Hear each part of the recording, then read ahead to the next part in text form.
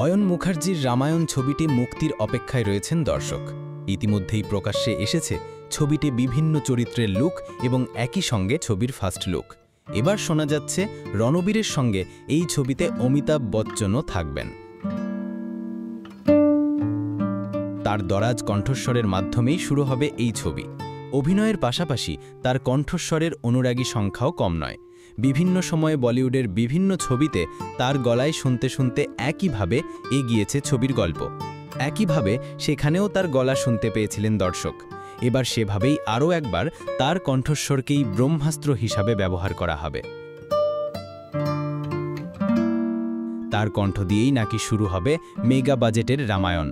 ছবির টিমের পক্ষ থেকে এখনও নিশ্চিত না করা হলেও গুঞ্জন যে সূত্রধর হিসাবেই নন, বরং এই ছবিতে একই সঙ্গে জটায়ু চরিত্রটিতেও তার কণ্ঠ শোনা যাবে। সবার ধারণা যে এই ছবিতে সেই সূত্রধরের ভূমিকায় থাকবে স্বয়ং জটায়ু এবং তিনি গল্পটি বলে যাবেন রামায়ণে ঘটা সবকিছুর সাক্ষী হিসেবে।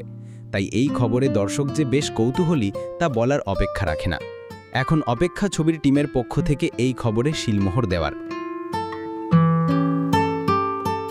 উল্লেখ্য, রামায়ণে রামের ভূমিকায় রণবীর কাপুর যে তার ফিল্মি কেরিয়ারে একটা নতুন মাইলস্টোন গড়তে চলেছেন তা এই ঝলক দেখেই বেশ বোঝা গেছে।